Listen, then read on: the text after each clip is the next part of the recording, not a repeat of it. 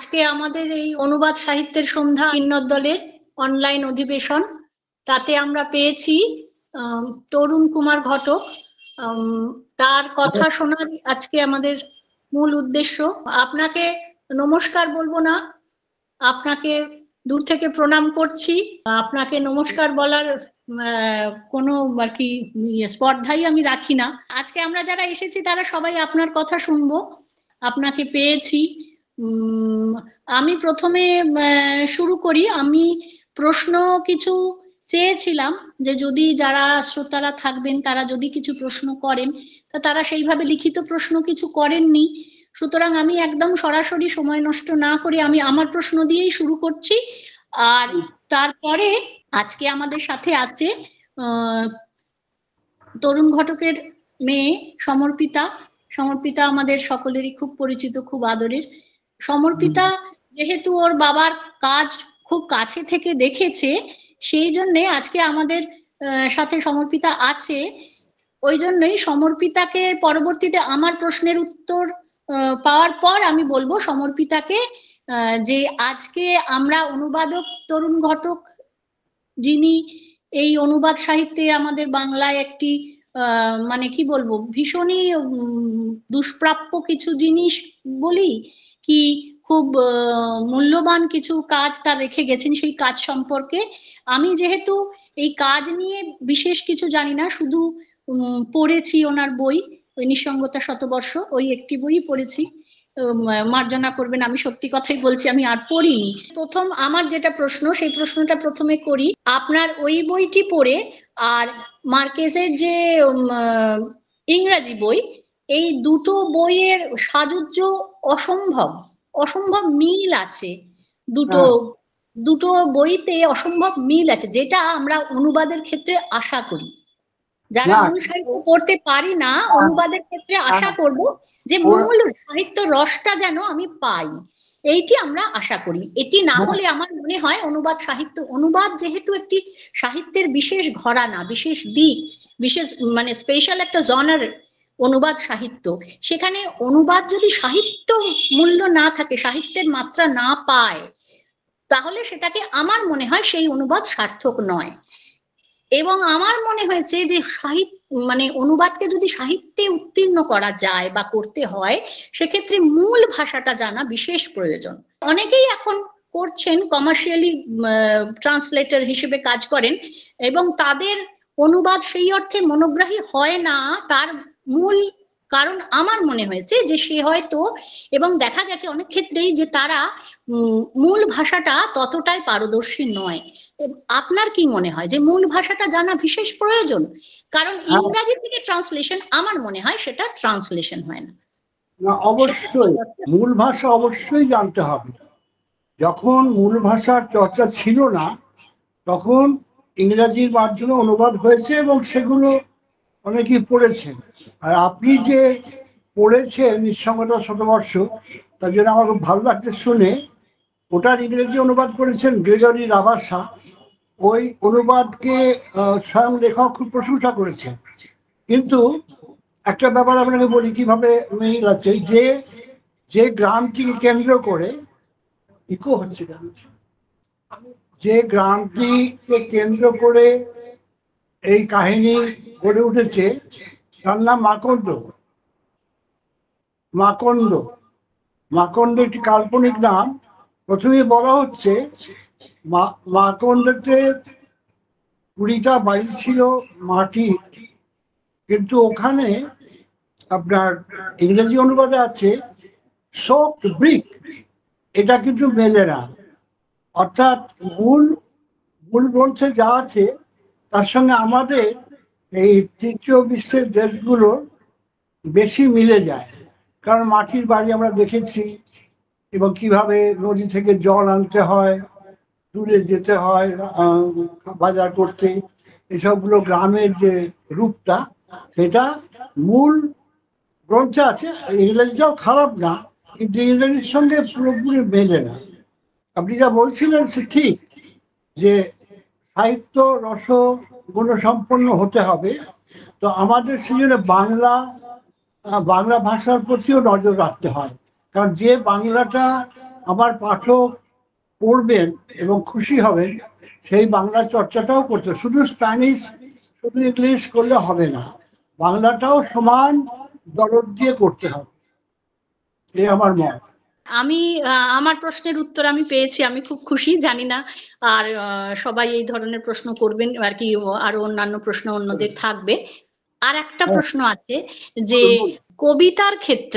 কবিতার ক্ষেত্রে আমরা অনুবাদ বলবো না অনুসৃজন বলবো, এটা আমার প্রশ্ন। কারণ আমি নিজে যেহেতু ফরাসি ভাষাটা শিক্ষা করেছি, আর ফরাসি ভাষাটা আমার মানে কিছু একটু একটু কবিতা কয়েকটি আমি করেছি এবং অনুবাদ, এবং সেটা করতে গিয়ে আমি দেখেছি যে আমি যদি সেই কবিতাটা নিজে বারবার পড়ে আত্মস্থ না করতে পারি, তাহলে কিন্তু সেই কবিতাটা আমি কখনোই মানে কবিতার মতো করে, কবিতা তো ওয়ার্ড টু ওয়ার্ড ট্রান্সলেশন করা যায় না, সুতরাং আমি সেটাকে কবিতার মতো করে আর কি কবিতার জায়গায় নিয়ে যেতে পারিনি।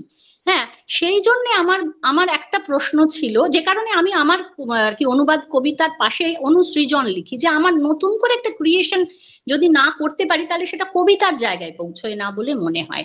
আমার সেটাই প্রশ্ন যে অনুবাদকে কি অনুবাদ বলবো না অনুসৃজন বলবো? অনুবাদ কথাটা নিয়ে আমরা অনুবাদ বলতাম আগে, কিন্তু ওই কথাটা নিয়ে একটু বিতর্ক আছে। অনুবাদ মানে অনুসৃজন হয়, অনুকরণ হয়, অনুসরণ হয়, ভাষান্তর বলাটাই বোধহয় ঠিক, কারণ অনুবাদের আবার অনেক অর্থ আছে। তো আপনি যেটা বললেন যে লিবার্টি, অনুবাদের ক্ষেত্রে আপনি কতটা স্বাধীনতা নেবেন একটা প্রশ্ন।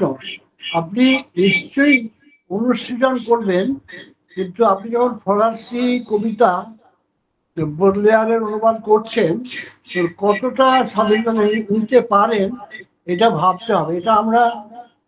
এটাও খুব বিতর্কিত, কারণ একটা অনুবাদ নিয়ে কথা হয়েছিল আমাদের এখানে, আলোচনা হয়েছিল যে একজন ভালো অনুবাদ করেছেন কিন্তু মূল থেকে অনেকটা সরে গেছে, আবার অনেকে মূলে রাখতে গিয়ে অনুবাদটাকে একটু আড়ষ্ট করে ফেলে। এটা একটা বিতর্কিত বিষয়। আপনি অনুসৃজন তো বলতেই পারেন, কোনো আপত্তি নেই। আমি ভাষান্তর বলাটাই পছন্দ করছি। এইটাই আমার প্রশ্ন ছিল, যে আমি অনুসৃজন টা ঠিকই, আমারও এটা মনে হয়েছে যে অনুসৃজন মানে হয়তো হতে পারে যে সেটা একটা অন্য কবিতা হয়ে গেল, এইটা একটু অনেক সময় মনে হয় যে কবিতাটাই হয়তো ডিফারেন্ট হয়ে গেল। এবং যেটা আমি দেখেছি গল্পের ক্ষেত্রেও, যে গল্প আর কি যদি আমি সেই জায়গাটায় না নিয়ে যেতে পারি তাহলে আমি কি করব। যেমন ধরুন যদি কেউ মেক্সিকান কোনো সাহিত্যিক, তিনি মেক্সিকোর মানুষদের জন্য জীবনানন্দের গল্প আর কি অনুবাদ করবেন, হ্যাঁ, এবার সেক্ষেত্রে তো সেই হিজল, সেই নদী, এই গাঙুর, এগুলো তো তাকে বোঝাতে পারবে না, তখন সে কি করবে? আপনি যখন ফরাসি কবিতা করেন সেরকম কিছু কিছু তো ফরাসি দেশেরও আছে, ওগুলো তো টিকা দিয়ে বোঝাতে হয়। টিকা না থাকলে পাঠক বিভ্রান্ত হবে। এবং গদ্য বা কবিতা দুই ক্ষেত্রেই টিকা লাগবে, টিকা ছাড়া অনুবাদ করা মানে বোঝানো, পাঠককে বোঝানো সম্ভব নয়। যেমন আপনি 100 Years of Solitude দেখুন, কিছু কিছু নাম আছে, কিছু কিছু উল্লেখ আছে এমন যা আমাদের পাঠকদের জানা সম্ভব নয়। তখন সেই মূল গ্রন্থে যেগুলো দেয়া আছে ওই টিকাগুলো দিয়ে তার বাংলা করে করে বোঝাতে হয়, বলতে হয়, নাহলে পাঠক বুঝবেন না। আর কবিতা তো বেশি, এখন কবিতা আপনি কতটা স্বাধীনতা নিয়ে করবেন সেটা আপনার ওপর, এবং আপনার পাঠকরা কিভাবে গ্রহণ করছে এই নিয়ে বিস্তর আলোচনা হবে, বিতর্ক হবে, কিন্তু এইভাবেই কাজ চলবে। আমার এই দুটো ছিল। আর আরেকটা প্রশ্ন, যে এত ভাষা থাকতে, এত তো বিদেশি ভাষা আমাদের আছে, সেই বিদেশি ভাষার মধ্যে স্প্যানিশটা কেন আপনার মনে হলো? ইংরেজির পরেই স্প্যানিশ বহুল প্রচলিত বলে, নাকি অন্য কোনো কারণ ছিল? আমরা যখন যৌবনকালে ভাষা শিখতে যাচ্ছিলাম ভাষা শেখার পরিকল্পনা করছিলাম, তখন বেশিরভাগ আমাদের বন্ধুরা, আমাদের বয়সীরা 30-এর নিচে যারা, তারা ফরাসি, জার্মান এবং রাশিয়ান শিখত। ফরাসিটা আগে থেকে ছিল, কিন্তু জার্মানিতে অনেক কাজের সুযোগ ছিল, আর রাশিয়ান, যে সোভিয়েত রাশিয়া ছিল, তাই রাশিয়াতে পড়াশোনা করতে যাওয়ার অনেক সুযোগ ছিল, তখন তা বেশিরভাগই তাই শিখতেন। কিন্তু সৈয়দ মুজতবা আলী একটা লেখা আমি পেয়ে যাই, এবং ওনাকে আমি গুরুদেব বলি। উনি হরিনাথ দে স্মরণে বলে একটি লেখা লিখেছিলেন। তা তিনি বলেছিলেন যে এখন যারা বুঝতে পারছে না, আগামী কিছুদিনেই বুঝবে যে স্প্যানিশ ভাষা কত গুরুত্বপূর্ণ আমাদের ভারতবর্ষের ক্ষেত্রে। তখন কিন্তু আমরা জানতাম না যে স্প্যানিশ এতগুলো দেশে বলা হয়, বা আমাদের দেশের লোক জানতো না। এবং আমি সৈয়দ মুজতবা আলীর কথা শুনে আমি স্টেটসম্যান পার্সোনাল কলামে একটা বিজ্ঞাপন দিয়েছিলাম, an Indian wants to learn Spanish. উত্তরগুলোর সব এসেছিল স্প্যানিশ গিটার থেকে, গিটারের টিচার, মানে গিটার এসে গিয়েছিল, কিন্তু স্প্যানিশ ভাষাটা কলকাতা তখন আসেনি। সেটা 1966-67 সালের কথা। স্প্যানিশ ভাষার সম্বন্ধে কোনো ধারণাই ছিল না। কিন্তু আমি যেহেতু আমি সৈয়দ মুজতবা আলীকে গুরুদেব বলি, তার প্রতিটি কথা এখন মিলে যাচ্ছে। তখন একটা বইও পাওয়া যেত না, কিন্তু আজকে আর ছাত্র খুব কম ছিল। অনেকেই ভাবছে স্প্যানিশ শিখবেন কেন, একজন দুজন শেখার আগ্রহ দেখাতো। কিন্তু এখন আমি বিভিন্ন বিশ্ববিদ্যালয়ে দেখছি প্রচুর ছাত্রছাত্রী স্প্যানিশ পড়ে, এবং প্রতিদিন স্প্যানিশ আমেরিকা ও স্পেন ভারতবর্ষের কাছাকাছি আসছে।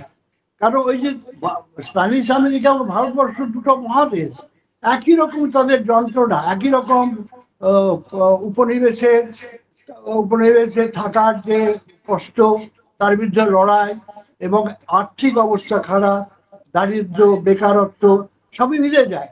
এক অসুখে দুজন অন্ধ। তো এরা তো কাছাকাছি আসছে, ভারতবর্ষের জিনিস ওরা কিনছে, আমরাও অনেক সময় ওদের জিনিস কিনবো, এবং ওদের কিছু কিছু জিনিস খেলার জগতে আসছে, কোচ হয়ে আসছে। এবং আমরা আগেও দেখেছি বাস্কেটবলের কোচ কিউবা থেকে এসছে, এবং আদান প্রদানটা অনেক বেড়ে গেছে। সুতরাং সৈয়দ মুজতবা আলী যা বলেছিলেন তা অক্ষরে অক্ষরে সত্য। এবং স্প্যানিশ চর্চা এখন অনেক বেড়েছে, বইপত্র পাওয়া যায়, কলকাতার দোকানে আছে, অনলাইনে পাওয়া যায় ভালো ভালো বই, এবং টিভিতে আছে, ইউটিউবে আছে অনেক চ্যানেল, যার মাধ্যমে স্প্যানিশ শেখা যায়। স্প্যানিশ ভাষা আপনি জানেন যে কঠিন খুব নয়, কিন্তু ভুলে যাওয়াটা খুব সহজ।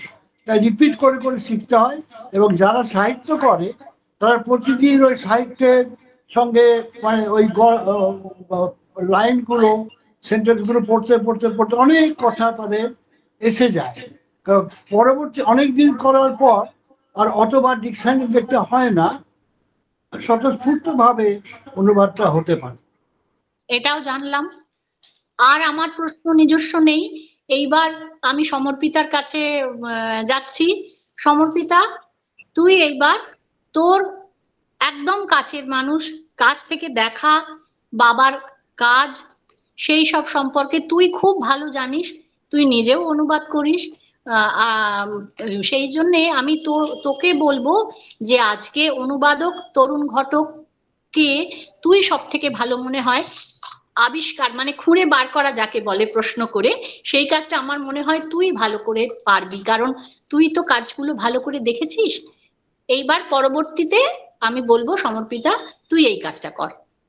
আর সবার শেষে ওনার বলা হয়ে গেলে যারা রয়েছেন তাদের যদি কিছু জিজ্ঞাসা থাকে, নন্দিনী দি আমাকে অলরেডি প্রশ্নটা লিখে পাঠিয়ে দিয়েছে, তবে আশা করছি নন্দিনী দি এসেও যাবে, সে নিজেই করবে প্রশ্ন। আর আপনাদের যদি কারোর কিছু করার থাকে তখন করবেন।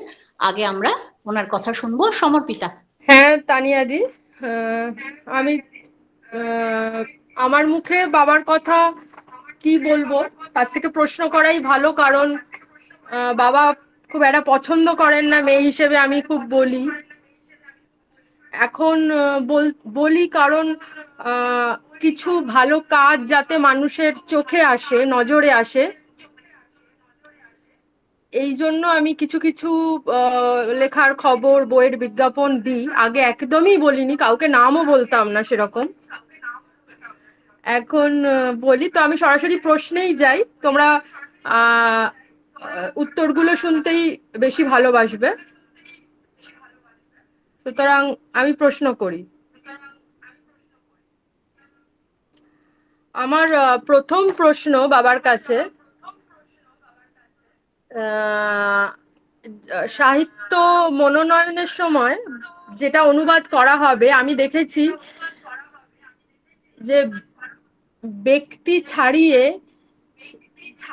যে সাহিত্য ক্ষুদ্র আবেগের থেকে বৃহত্তর, যা কিছু ঘটছে সমবেত, সমাজকে প্রভাবিত করছে, তাই তোমার বেশি পছন্দ। একটা কথা মনে রাখতে হবে, যে কোনো মহান সাহিত্য, কবিতা কবিতা উপন্যাস বা প্রবন্ধ, গল্প যাই হোক না কেন, সেগুলো ব্যক্তি ছাড়িয়ে সর্বজনীনতার দিকে যায়, এবং সর্বজনীন হলেই তার নামটা ছড়িয়ে পড়ে, এবং সেটা সমস্ত দেশে, পৃথিবীর যে কোনো দেশে, যে কোনো সমাজে প্রাসঙ্গিক মনে হয়। সেই জন্য আমরা অনুবাদ করার সময় অনেক সময় ছোটখাটো অনুবাদ করেছি, অতটা গুরুত্ব দিইনি, কিন্তু যখন বুঝলাম যে বাঙালি পাঠক সর্বজনীন সাহিত্য, লাতিন আমেরিকার সাহিত্য বা স্পেনের ধ্রুপদী সাহিত্য পড়তে চান বা প্রকাশকরা করতে রাজি হন, সেই দিকে আমি চেষ্টা করি। তো সবগুলোই যে তা হয়েছে তা হয়নি। দ্বিতীয় প্রশ্ন আমার হচ্ছে, অনুবাদ করার আগে কোন কোন দিক দেখা উচিত? অনেক গ্রন্থে ইংরেজি এখানে নেই, সেগুলো পাওয়া যায় না। তো আমি স্প্যানিশ যে গ্রন্থটা নিলাম, জোগাড় করলাম, সেই স্প্যানিশ ভাষাটা আমি যথাযথভাবে অনুবাদ করতে পারবো কি না। এমন লেখক আছেন যাদের প্রকাশভঙ্গি কঠিন হয়, এবং কবিতার ক্ষেত্রেও তাই, সেগুলো বর্জন করি। যেগুলো আমি পারবো এবং যেটা আমাদের পাঠক পছন্দ করবেন সেরকম করি। যেমন লাতিন আমেরিকা, আপনারা অনেকেই জানেন যে হোর্হে লুইস বর্খেস খুব বিখ্যাত লেখক, অসম্ভব ভালো, কিন্তু তার দুটো কি তিনটে গল্প আমি করেছিলাম, কারণ অনেক গল্প তার আমি ঠিক বোঝাতে পারবো না অনুবাদ করে। এবং আমাদের একজন বন্ধু, যথেষ্ট শিক্ষিত, খুবই পণ্ডিত মানুষ, এটা বই বাজার থেকে কিনেছিলেন, বোরহেসের গল্প, বললেন আমি বুঝতে পারছি না। অর্থাৎ এরকম যেন না হয় যে অনুবাদক যেন বুঝতে পারেন, অনুবাদক নিজে না বুঝলে পাঠককে বোঝাবেন কি করে।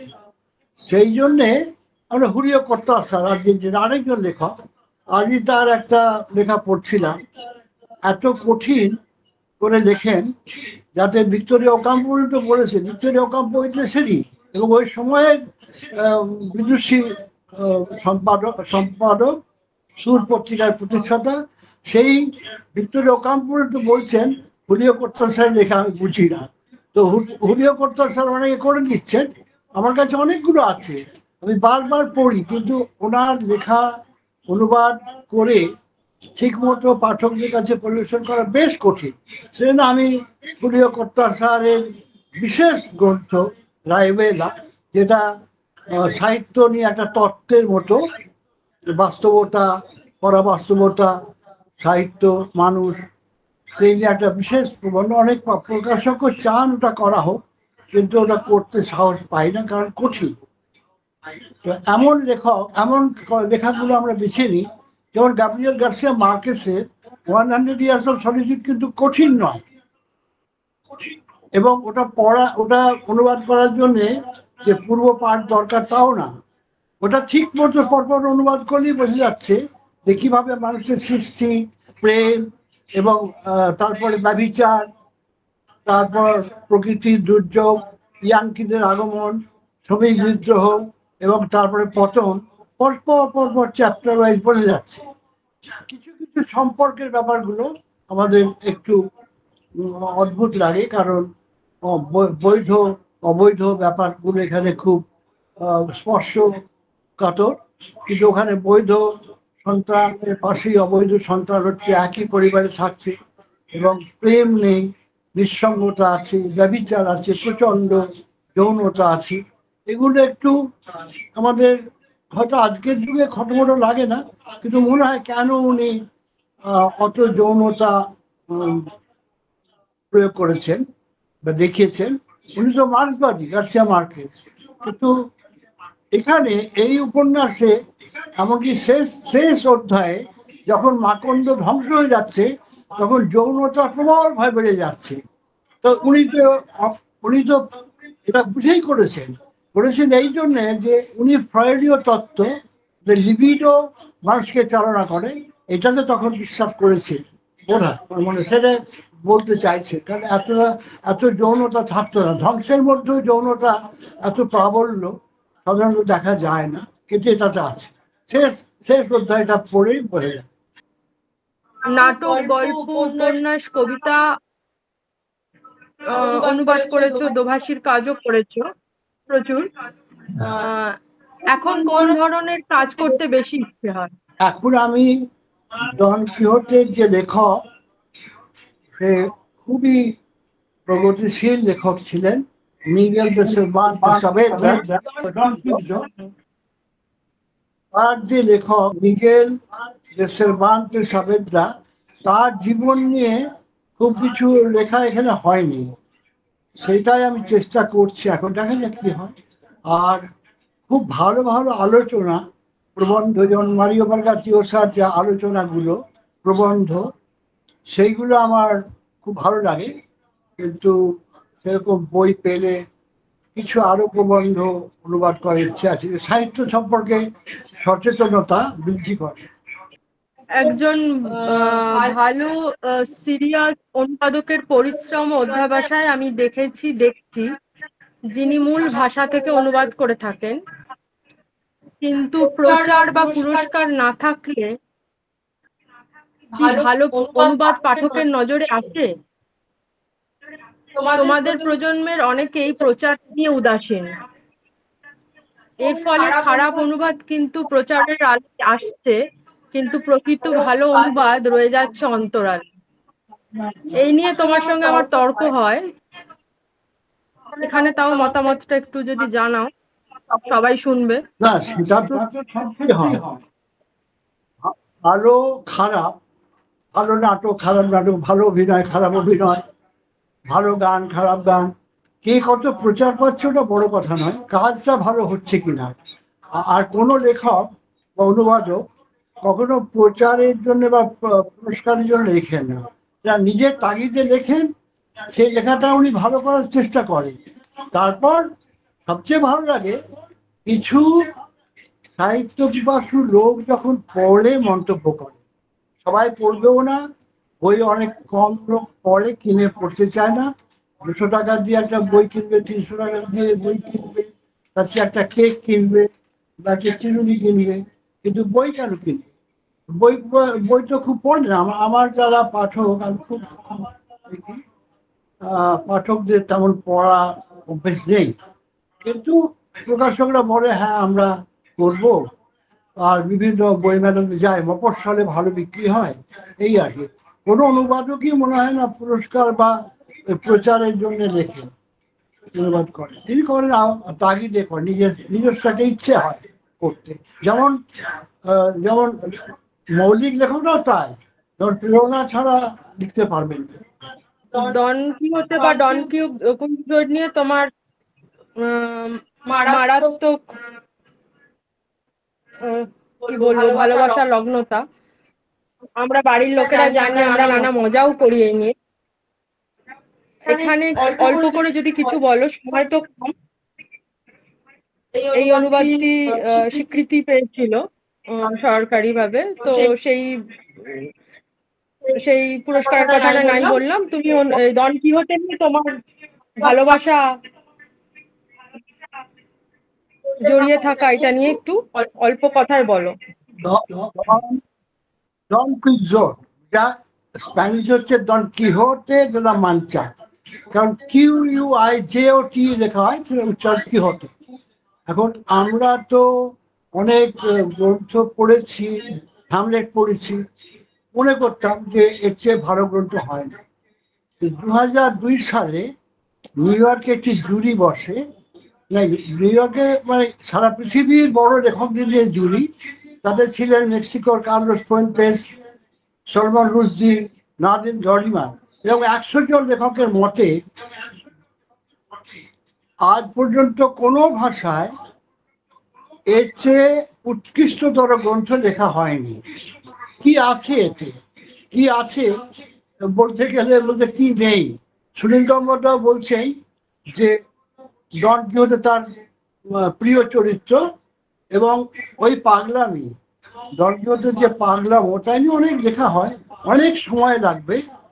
কিন্তু এই যে একজন মানুষ কোন একটি বিষয়ে পাগলামো করছেন, যেমন উনি বিশ্বাস করতেন যে শিবাজি গ্রন্থ আছে, শিবাজি গ্রন্থ যে নাই সেই দরকার সমাজে, কিন্তু তার 100 বছর আগে নাইট ছিলেন, নাইট তখন ছিলেন না, কিন্তু উনি বিশ্বাস করেন যে রাজার শাসন চলছে, কিন্তু সমাজে যে অত্যাচার অবিচার চলে তার দূর করতে হলে দরকার নাইট, ভ্রাম্যমান নাইট, এবং তিনি তার যোগ্যতা না থাকলেও তিনি একজন নাইট সেরে যান। কারণ শিবাজি গ্রন্থ পড়তে পড়তে তার মাথা গোলমাল হয়ে যায়, এবং তিনি পুরনো পোশাক, বর্ম, বাড়িতে পড়ে থাকা হেলমেট, একটা 8 দিন জুড়ে ঘোড়া এবং একজন ক্ষেত মজুর গাধার পিঠে চাপিয়ে তিনি অভিযানে বেরোন, দুষ্টের দমন শিষ্টের পালন করবে, এই নিয়ে কাহিনী। এবার এই কাহিনীটা তো অনেকগুলো অভিযান, প্রত্যেকটি অভিযানই পড়ার মতো। যদি অনুমতি পায় আমি একটু পড়ে শোনাই।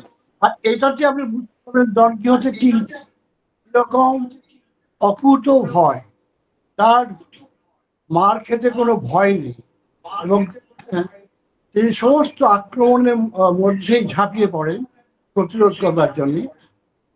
তো ইনকুইজিশন ছিল আপনারা জানেন, তো তাদের একটা বাহিনীর নাম সান্তা এরমানদাদ, মানে পবিত্র ভ্রাতা। তারা একটা পরোয়ানা নিয়ে এসেছে ডন কিহোতেকে গ্রেপ্তার করবে। ডন কিহোতে তখন বলছেন, এদিকে একটু এগিয়ে আয়, বিজন্মা উল্লুক, শেকড় বাঁধা বন্দীদের মুক্ত করা, দুঃখী মানুষের পাশে দাঁড়ানো, নিচে পড়ে থাকা হতভাগ্য মানুষকে টেনে ওপরে তোলা, অন্যায় অবিচারের প্রতিকার করার নাম বুঝে অপরাধ। ধরা হলি মাথা মোটা, পেট ফোলা, তেল মারা রাজকর্মচারী, তোদের মাথায় গোবর ছাড়া কিচ্ছু নেই। একটু বুদ্ধি থাকলে বুঝতে পারতিস ভ্রাম্যমান নাইট কাকে বলে, ভ্রাম্যমান নাইট কাকে বলে, তারা কি করে, তাদের কতটা সম্মান প্রাপ্য। তোরা হলি রাজার চাকর, কাকে শ্রদ্ধা করতে হয় শিখেছিস, শিখেছিস বাদরামি। আয় এদিকে আয়, হাই চাচা অফিসারের দল, কি নাম, সান্তা এরমানদাদ। বলতো কোন উঠবুক আমার মতো ভ্রাম্যমান নাইটকে গ্রেপ্তার করার পরোয়ানা সই করেছেন, সেও কি তোদের মতো হাত পা চাটা পেট ফোলা বুদ্ধু নাম? তোদের মতো অফিসারের দল আইন মোতাবেক অপরাধী, রাজার নামে যা ইচ্ছে করে বেড়াস। তোদের যে বুদ্ধু পরোয়ানায় সই করেছে সে জানে না যে আমরা আইনের ঊর্ধ্বে, আমাদের সাহসী হলো আদালত, আমাদের ইচ্ছে হলো আইন, আমাদের তরবারি হলো আইনের প্রয়োগকর্তা। ওই মূর্খ জানে না যে রাজার সভাসদ বা সামন্ত আমাদের মতো অধিকার ভোগ করে না। এটার মধ্যে বোঝা যাচ্ছে তিনি কাউকে তোয়াক্কা করেন না, তিনি যা করতে নেমেছেন তা করবেন। কিন্তু ডন কিহোতে এই পাগলামোকে ইনডেস্ট্রাক্টিবল বলা হচ্ছে, ইনএক্সটিংগুইশেবল বলা হচ্ছে, যা নেভানো যায় না। এই পাগলামো চিরকালের অস্তিত্বের জন্য অপরাজেয় শক্তি, এবং এই পাগলামোর মধ্যে ভুল আছে, কিন্তু এই পাগলামোটা একটা সত্য সন্ধানের ব্রতী, একটা আবেগ। এই আবেগকে বাদ দিয়ে মানুষ বাঁচতে পারে না। ডন কিহোতের প্রতিবেশীরা যখন দেখলো যে পাগলামো করে বেরিয়ে গেছে, বাড়িতে আসছে না, তখন ওরা ফন্দি করে ছদ্মবেশে ওকে ধরে গরু গাড়িতে হাত পা বেঁধে গরু গাড়িতে চাপিয়ে বাড়ি নিয়ে আসছে। এই এই এই দৃশ্যটা সম্পর্কে মেক্সিকোর প্রখ্যাত লেখক কার্লোস ফুয়েন্টেস বলছেন, না না সরি, এটা স্পেনের দার্শনিক লেখক মিগেল দি উনামুনো বলছেন, ওই যারা হাত পা বেঁধে গরু গাড়িতে নিয়ে আসছে তারা প্রতিক্রিয়াশীল শক্তি, এই প্রতিক্রিয়াশীল শক্তির বিরুদ্ধেই ডন কিহোতে অভিযান। আর কার্লোস ফুয়েন্টেস মেক্সিকোর লেখক বলছেন, যেদিন ডন কিহোতে ভোরবেলা বাড়ি থেকে বেরিয়ে গেল সেদিনই আধুনিক বিশ্বের জন্ম হলো। এইভাবে বিচার করতে হবে। ডন কিহোতের ওই আলাদা করে ধরে পাগলামো নিয়ে অনেক কথা আছে, পাগলামো ছাড়াও যখন তিনি একটি বিষয়ে পাগলামো করেন, যে ভ্রাম্যমাণ নাইট আছে, আর সত্যি ভ্রাম্যমাণ নাইট তখন নেই, কিন্তু উনি বিশ্বাস করেন থাকতে হবে। তাছাড়া অন্য সময় তিনি যখন কথা বলেন, তিনি একজন ওয়াইজ ম্যান, তার প্রচুর বক্তব্য আছে অস্ত্র বিদ্যা, বিভিন্ন অধিকার নিয়ে এবং প্রেম নিয়ে, বিবাহ সংক্রান্ত ব্যাপারে, সেগুলো খুব ওয়াইজ ম্যানের কথা। ডন কিহোতে পুরো বদ্ধ পাগল নন, মানে এক সময় পাগলামি করেন, কিন্তু সিজোফ্রেনিক নন। সিজোফ্রেনিয়ার কিন্তু বাধা ধরা কোনো নিয়ম থাকে না, অনেক সময় বাড়াবাড়ি হয়ে যায় আবার কমে যায়, কিন্তু উনি একটা বিষয়ই খালি পাগলামি করেন, তাকে বোঝানো যায় না যে এই রূপকথাগুলো, এই শিবালিক গল্পগুলো মিথ্যে, আজগুবি, যেগুলো মানুষের জীবনের সঙ্গে মেলে না, উনি তা বিশ্বাস করেন না।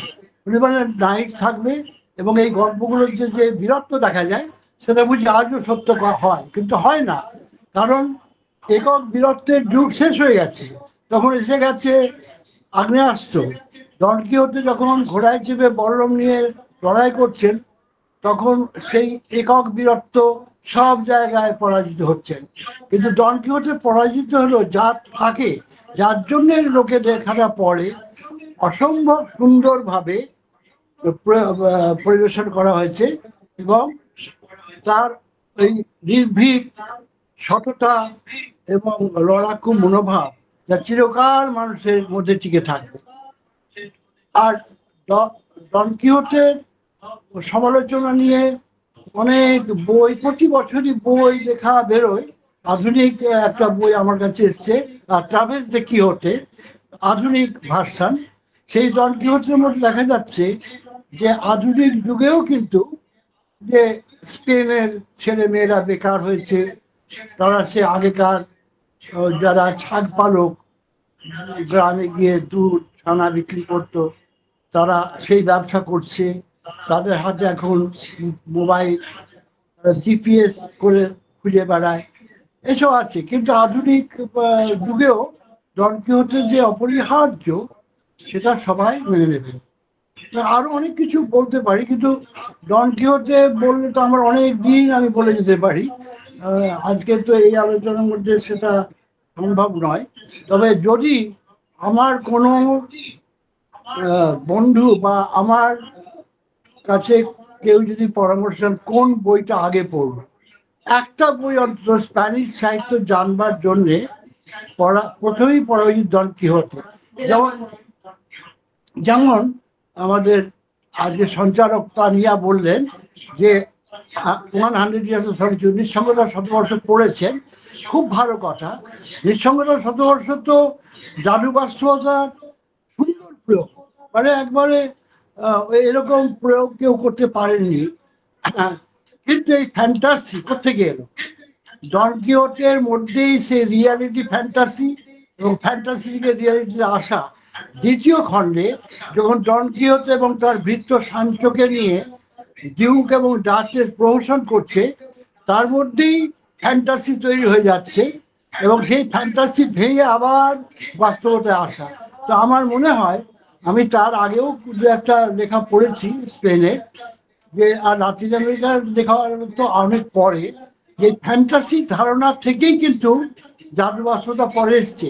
জাদু বাস্তবতা অবশ্য গার্সিয়া মার্কেস প্রথমে এনেছেন তা নয়, এনেছেন আলেহো কার্পেন্টিয়ের, কিউবার লেখক। উনি বলতেন লো মারাভিওসো, আশ্চর্য সুন্দর। সেটার থেকে পরে জাদু বাস্তবতা এত সুন্দরভাবে প্রয়োগ করেছেন গার্সিয়া মার্কেস, তুলনা নেই। ডন কিহোতে নিয়ে শুনতে শুনতে মনে হচ্ছিল আরো শুনি, কিন্তু সবার কিরকম লাগছে সেটাও আমি বুঝতে পারছি না। আমার তো ভালো লাগছিল, ভালো লাগেও। তো মার্কেস যখন বলছো তখন এক সঙ্গত শতবর্ষকে এক শতাব্দীর শ্রেষ্ঠ উপন্যাস বলা হয়। হ্যাঁ, হ্যাঁ, নিঃসঙ্গতা এখানে কিসের নিঃসঙ্গতা, কার নিঃসঙ্গতা? আচ্ছা, নিঃসঙ্গতা শতবর্ষকে বলা হচ্ছে গত 100 বছরে এমন উপন্যাস লেখা হয়। সত্যি মাত্র 447 পৃষ্ঠার মধ্যে এক পরিবারের 7 প্রজন্ম এবং একটি গ্রাম তৈরি হয়ে হলো। উপন্যাসের স্বার্থে তৈরি হলো কাল্পনিক গ্রাম, এবং উপন্যাস শেষ হলো তখন গ্রামটাও ধ্বংস হয়ে গেল। বলার হচ্ছে এটা আধুনিক এই 20 শতাব্দীতে মানুষের সৃষ্টি দিয়ে শুরু। সৃষ্টি থেকে মানুষের যত রকমের গন্ডগোলগুলো আসছে সামাজিক, যেমন আগে কোনো ম্যাজিস্ট্রেট ছিল না, পরে ম্যাজিস্ট্রেট এলো, শাসন এলো, তারপরে ওই ছেলেরা বড় হচ্ছে, তার বিয়ে হলো, বিয়ে করেও তারা সুখ পাচ্ছে না, তারা রক্ষিতা রাখছে, অবৈধ প্রেম, অবৈধ সন্তান, ব্যভিচার, তারপরে ইয়াংকিরা আসে, কলা ব্যবসা, সেই শোষণ চলে, শ্রমিকরা বিদ্রোহ করে, শ্রমিকরা 3000 শ্রমিককে মেরে ফেলা হয়। এখানে গার্সিয়া মার্কেস বলছে 3000টা বড় কথা নয়, 3 জন যদি মারা যায় সেটাও তো অত্যাচার করে মেরে ফেলা হচ্ছে। তো সেই কথাটা আর কেউ বলতে চাইছে না, ইতিহাসটা ভুলে যেতে চাইছে, শ্রমিক হত্যার ইতিহাস এইসব আছে। তারপরে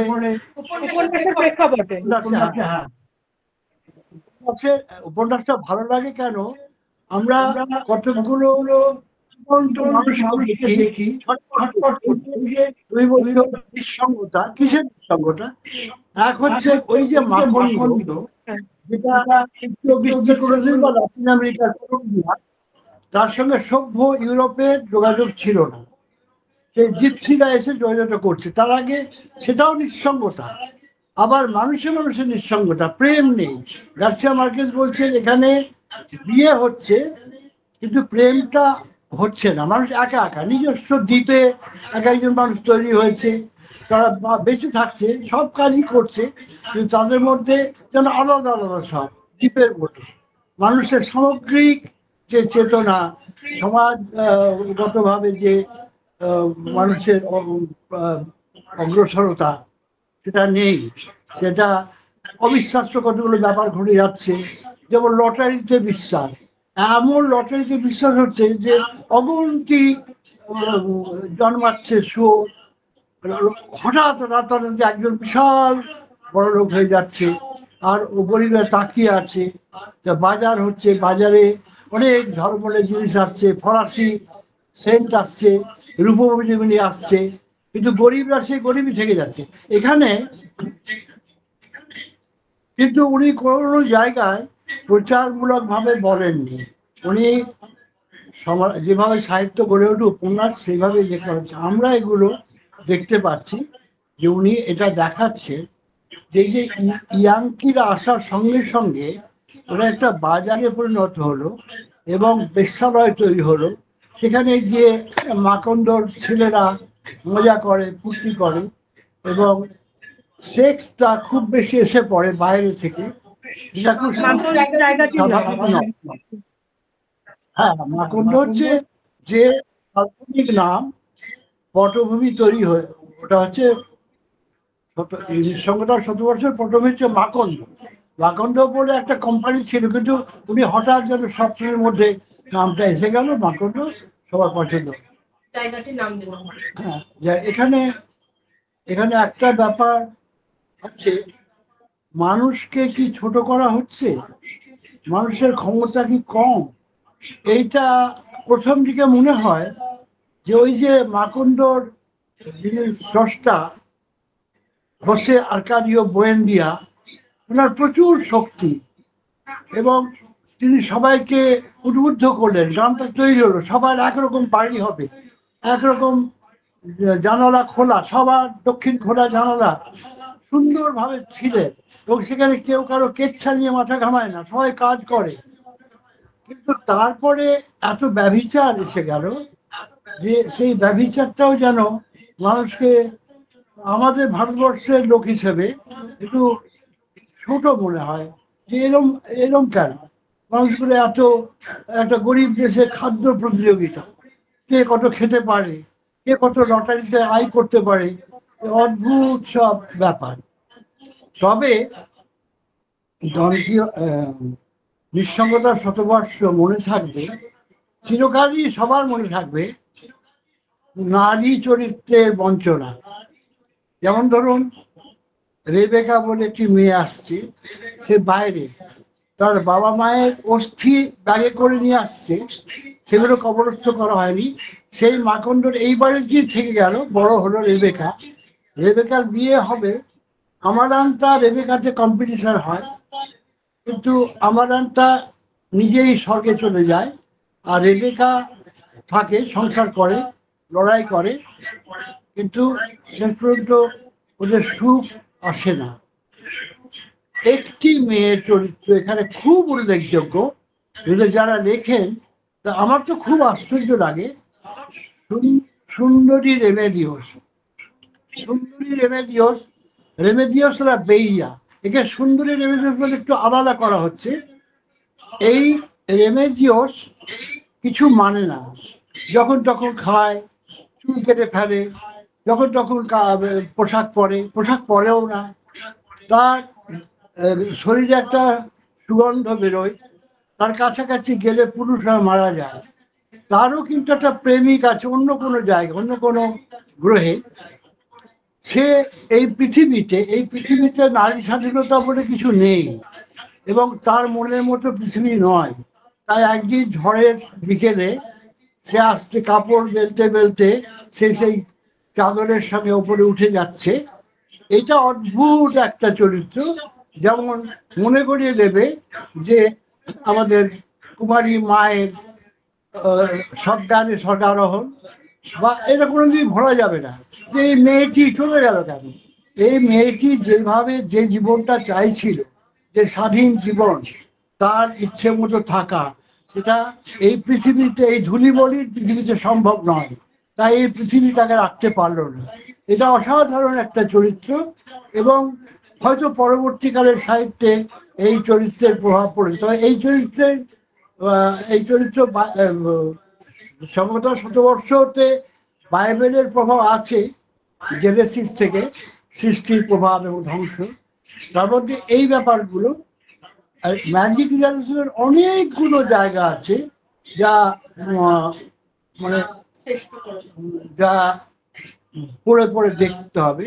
তবে একটা কথা আমি এখানে বলি, অনেক পাঠক, শিক্ষিত অধ্যাপক, তারা বলছেন আমাদেরও ম্যাজিক রিয়ালিজম ছিল। কিভাবে না, ব্যঙ্গাঙ্গি কথা বলে, পশুরা কথা বলে, এটা ম্যাজিক রিয়ালিজম নয়।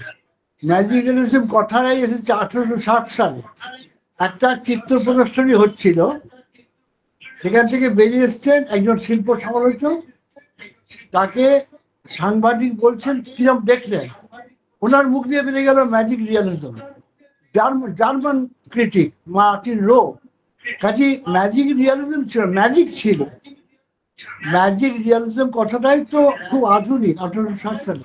সুতরাং এই কথা যারা বলেন, যেসব লেখক বা অধ্যাপক বা শিক্ষিত মানুষ, তারা ঠিক বলেন। ম্যাজিক আছে, ম্যাজিক অনেক আছে, এবং এখন কিছু কিছু লেখাতে ম্যাজিক রিয়ালিজমও দেখা যাচ্ছে বাংলায়। পুরোপুরি না হলেও অংশত অনেক লেখাতে ম্যাজিক, জাদু বাস্তবতার প্রয়োগ আছে। জাদু আর জাদু বাস্তবতা এক নয়, যেটা অনেকে গুলিয়ে ফেলেন। হ্যাঁ হ্যাঁ হ্যাঁ, ঠিক তাই। জাদু আর জাদু বাস্তবতা এক নয়। নিঃসঙ্গতার শতবর্ষ শুনতে শুনতে ভাবছিলাম যে কত মিল আমাদের দেশের সঙ্গে এখনকার আধুনিক সময়ের সঙ্গে। যে তুমি দেখো, তুমি ফেসবুকে নেই, তুমি সমাজ মাধ্যমে নেই বলে জানো না, এখন এখানে খাবারের প্রতিযোগিতা নিয়ে ভিডিও হয়, রিল হয়। এগুলো হলো শ্লেষাত্মক ভঙ্গিতে বলছে। খাবার প্রতিযোগিতা হয় আমরা জানি, এটা একটা গরিব দেশে খাওয়ার প্রতিযোগিতা একটা শ্লেষাত্মক ব্যাপার। হ্যাঁ, আমাদের দেখে ঠিক আমাদের দেশেও তাই হয়। তাই মনে হয়। অজস্র অর্থ ব্যয় হয়, অনর্থক, কিন্তু আসল জায়গায় হাসপাতাল নেই, ভাঙা স্কুল, বই নেই, এগুলো থাকে, এগুলো মানে কিছু বলার নেই আর। আমি প্রশ্নটা করছিলাম যে 1 শতাব্দীর শ্রেষ্ঠ উপন্যাস এইসব কারণেই বলা হয়ে থাকে, মানে এই এত কম সংখ্যক শব্দে এত মহৎ প্রেক্ষাপট।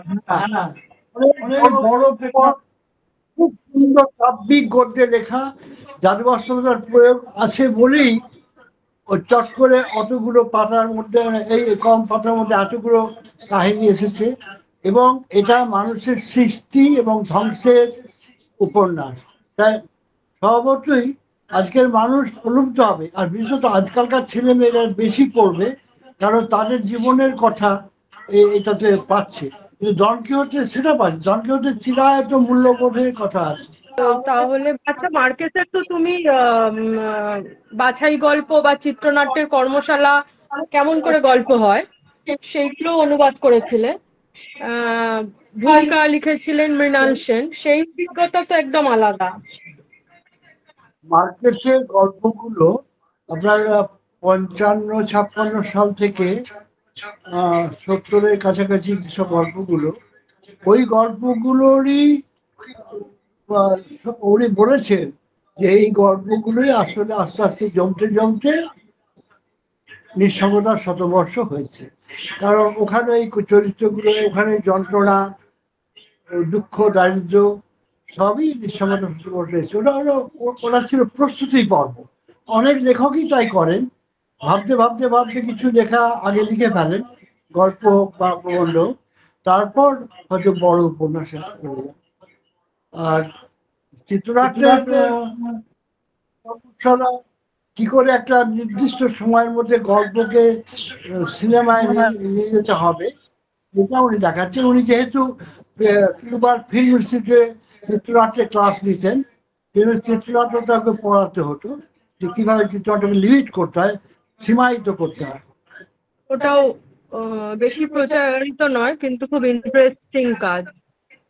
আর এবার তাহলে তোমার আরেক প্রিয় লেখক, কবি ফেডেরিকো গার্সিয়া লোরকা নিয়ে যদি কিছু বলো, ভালো লাগা। ফেডেরিকো গার্সিয়া লোরকা সহজ ভাষায় যে লিখে গেছেন গভীর কথা, তারপরে লোরকার চিঠি তুমি অনুবাদ করেছো। দুজন লেখক স্প্যানিশ ভাষার, পাবলো নেরুদা এবং ফেডেরিকো গার্সিয়া লোরকা, প্রায় একই সময়ে। ফেডেরিকো গার্সিয়া লোরকার নামটা তো এলো উনি খুন হবার পর। 1936 সালের 18 আগস্ট ওকে খুন করা হলো। খুন করেছে ফ্যাসিস্ট ফ্রাঙ্কোর পুলিশ। তারপরে কলকাতায় নামটা এসছে পেন ক্লাব অফ ইংল্যান্ড। ওরা চেপে গিয়েছিল, ফ্যাসিস্টরা বলেছিল এটা হোমোসেক্সুয়াল কনফ্লিক্ট, কিন্তু ইংল্যান্ডের পেন ক্লাব খবরটা জেনে গিয়েছিল যে একদল পুলিশ তুলে নিয়ে গিয়ে মধ্যরাতে ফাঁকা মাঠে গুলি করে মেরে ফেলা হয়। এবং তাই নিয়ে একটা বই আছে, assassination of Federico Garcia Lorca, Ian Gibson, তিনি প্রমাণ করে দিয়েছেন। এবং এখন সবাই জানে যে ফ্যাসিস্টরা মিথ্যে কথা বলেছিল, ওরাই খুন করে ফেলে রেখে গিয়েছিল। মানে ফেডেরিকো গার্সিয়া লোরকা মানে চিঠির মধ্যে যেটা দেখা যাবে, যে কোনো সৃজনশীল লেখক আন্তরিকভাবে চেষ্টা করেন যে বিষয়টা লিখবেন সেই বিষয়ে চর্চা, সেটা পত্রিকার মাধ্যমে, খুব ছোট ছোট পত্রিকা, তাই নিয়ে তার চিন্তা কি করে পত্রিকাটা তৈরি হবে। তাহলে কবিতা উনি আগে তো ছাপতেন না, অনেক তার আগেই উনি কবিতা আবৃত্তি করতেন। সেই আবৃত্তির শুনতো যে তিনি যে হোস্টেলে থাকতেন, রেসিডেন্সিয়া দে এস্টুডিয়ান্তেস, সেখানে অনেক লাতিন আমেরিকার ছেলেরা আসতো, তারা নিজেদের দেশে গিয়ে লোরকার কথা বলতো। লোরকার তখনও বই বেরোয়নি। তারপরে যখন লিব্রো যে পোয়েমাস, কবিতার বই বেরোলো, তখন সবাই দেখলে একটু অন্যরকম কবিতা, কবিতা বিক্রি হচ্ছে। আগে কবিতার বই বিক্রি হতো না, প্রকাশকরা অবাক হচ্ছে। তারপরে জিপসিদের নিয়ে লেখা, তার জিপসিদের নিয়ে এত কবিতা লেখা দেখে সবাই বলতো লোরকা হচ্ছে জিপসি। তিনি বলেছেন, না, আমি জিপসি নই, জিপসিটা আমার লেখার বিষয়। জিপসিয়ানা, গিটানিজম, জিপসিয়ানাটা হচ্ছে লোরকার মতে মুক্তির প্রতীক। ওদেরকে পুলিশ তাড়া করে ফেলে, ওরা এক জায়গায় থাকে, কিছুদিন আবার পালিয়ে যায়, এবং ওই জিপসিদের আশা কর্দমার ঘোড়া আসছে, কিন্তু কোনোদিন জানে না পৌঁছবে কিনা। এই হচ্ছে লোরকার ফিলোসফি, যে মুক্তির জন্য আমরা ছুটি সবাই, কিন্তু মুক্তিটা যে আসবেই সেটা তো আমরা জানি না। তো সেরকম প্রেম, লোরকার যে প্রেমের ট্র্যাজেডিগুলো লোরকা কিন্তু কোনো নির্দিষ্ট কারণ দেখাচ্ছেন না। মেয়েদের উপর অত্যাচার হতো, মেয়েদের নিয়ে স্বাধীনতা একদমই ছিল না, ক্যাথলিক সমাজে মেয়েদের সিভিল ম্যারেজও ছিল না। তো পাড়া প্রতিবেশী অনেক রকম কথা বলতো, সন্তান হয়নি বলে তাকে কথা শুনতে হচ্ছে ইয়েরমা, তার স্বামীর সঙ্গেও তার যোগাযোগ হচ্ছে না। নাটক নাটক নাটক হ্যাঁ, চিঠি বললে, তারপরে কবিতা বললে, এখন নাটক বলছে। নাটকের লোরকার লেখা, হ্যাঁ। নারী কেন্দ্রিক। রিপোর্টার বলছে নারী কেন প্রধান চরিত্র, বলছে নারীরা অনেক বেশি মাটির কাছাকাছি, মাটিতে দাঁড়িয়ে লড়াই করেন, এবং অভিনয়ের ক্ষেত্রেও তাদের অনেক ভালো অভিনেত্রী পাওয়া যায়, যা পুরুষদের অত ভালো অভিনেত্রী পাওয়া যায়। যাই হোক, সেটা একটা কারণ, কিন্তু লোরকার ট্র্যাজেডিটা ঢুকেছিল মাটিতে, স্পেনের মাটিতেই ছিল নারীর বঞ্চনা, যেমন ইয়েরমা, তারপরে রক্ত প্রণয়, ব্লাড ওয়েডিং, তারপরে কাসা দে বেরনার্দা আলবার সমস্ত চরিত্র মেয়ে, তাদের মা ভীষণ মানে অত্যাচারী এক মহিলা। সে মেয়েদের কথা বলতে দেবে না, মেয়েদের বাইরে যাওয়া নিষেধ, একটিমাত্র ছেলে চরিত্র বাইরে দিয়ে ঘোরে, পেঁপে লোমানো, তাকে দেখার জন্য মেয়েদের ভিড় হয়, তাই নিয়ে বিরাট অশান্তি, মারামারি, এবং ছোট মেয়ে আত্মহত্যা করে। আত্মহত্যা করার পর মা বলছেন এই খবর যেন বাইরে না যায়। এটাও কিন্তু ফ্যাসিস্ট গভর্নমেন্টের প্রতি এক ইঙ্গিত আছে, কারণ ফ্যাসিস্টরা কোনো কথা বাইরে যেতে দিত না। তো লোরকার ট্র্যাজেডি যেগুলো, সেগুলো নারী কেন্দ্রিক, মাটি থেকে উঠে আসছে। এগুলো কিন্তু সর্বজনীন, কারণ রক্তপ্রণয় নাটক বহুবার বহু দেশে হয়েছে, আমাদের এখানে হয়নি। এটাই প্রশ্ন করবো এখন, মানে শুনতে শুনতে মাথায় এলো, এই প্রশ্নটা ভাবিনি। এখানে বোধহয় মঞ্চায়ন সেভাবে হয়নি। এখানে হয়নি, এখানে হিন্দি হয়েছে মনে হয়, আর ছিল মুচির আশ্চর্য বইটা আমি অনুবাদ করেছিলাম, সেটা খুব সফল হয়নি, হয়েছিল সফল হয়নি। আমার একটা প্রশ্ন ছিল, আমার যে প্রশ্নটা ছিল যে একটা মানে আমি যে স্প্যানিশ ভাষা জানি না, আমি একেবারে কিছুই জানি না স্প্যানিশ ভাষা, তো যে স্প্যানিশ তো পৃথিবীর বিভিন্ন দেশে বলা হয়, অনেক দেশে, মানে সেন্ট্রাল আমেরিকা, দক্ষিণ আমেরিকা, ইউরোপ, তারপরে আফ্রিকারও কিছু কিছু জায়গায় বলা হয়। এবারে দক্ষিণ আমেরিকার ব্রাজিল ছাড়া সব জায়গায়, আর ইউরোপের স্পেন, আর আফ্রিকার মধ্য আমেরিকাতেও বলা হচ্ছে। এবার দেশ ভেদে সাহিত্যের রূপ কিভাবে বদলে যাচ্ছে সেইটা নিয়ে আমি যদি ধরি, উদাহরণস্বরূপ যে কবিতার রূপ দেশ ভেদে কি স্প্যানিশ সাহিত্যে সেরকম কোনো বিশেষ মেজর কোনো বদল কি দেখা যাচ্ছে, সেইটা আমি শুধু কৌতূহল বশত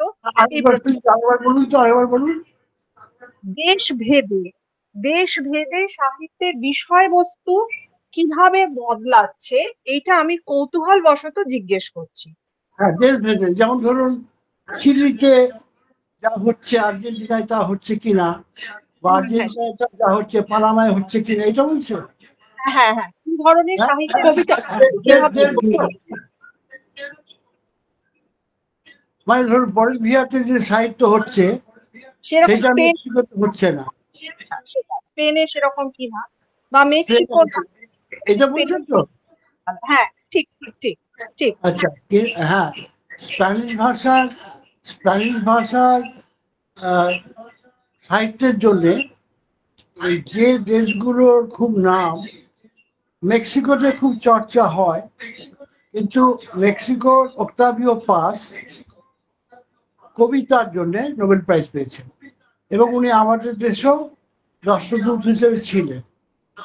মেক্সিকোর এমনি একটা সাহিত্য বা সাহিত্যের বই বিক্রির বাজার আছে।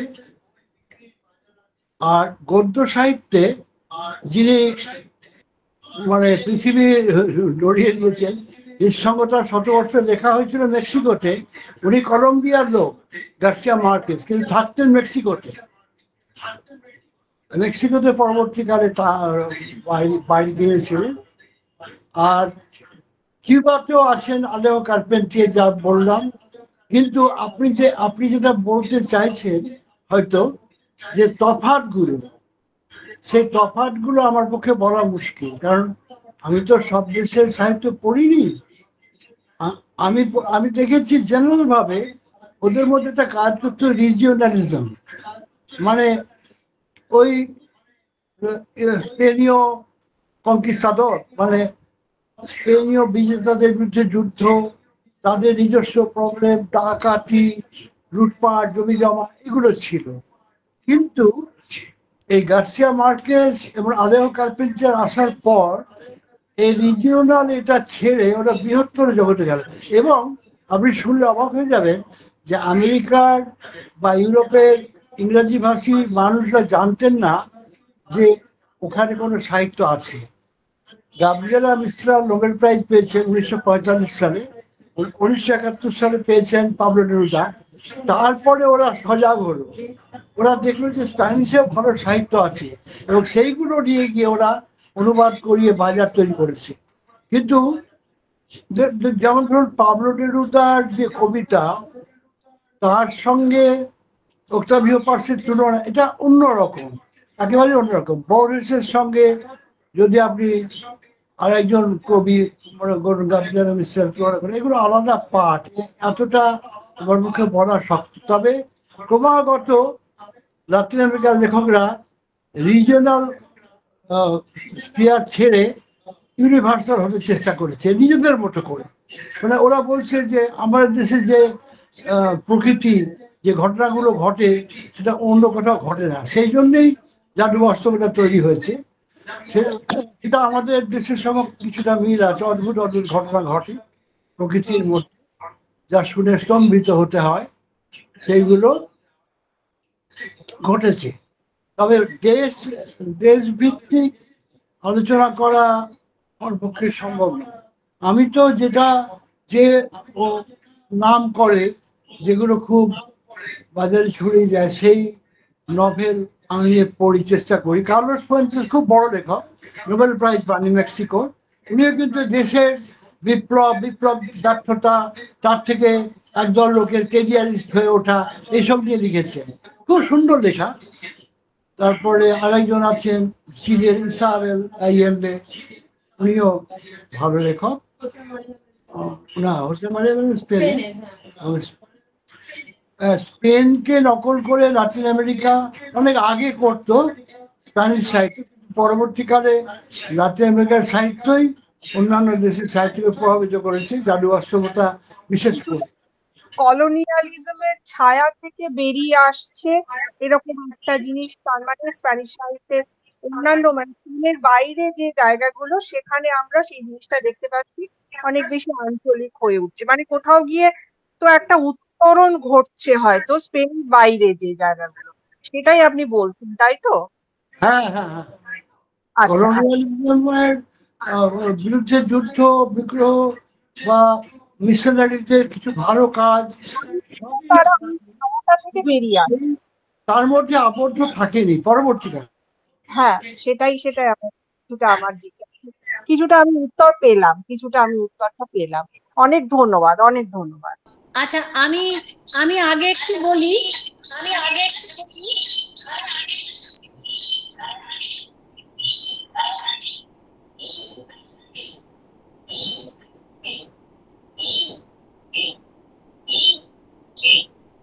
স্প্যানিশ ভাষার সাহিত্যের প্রতি এবং আগ্রহ, কিন্তু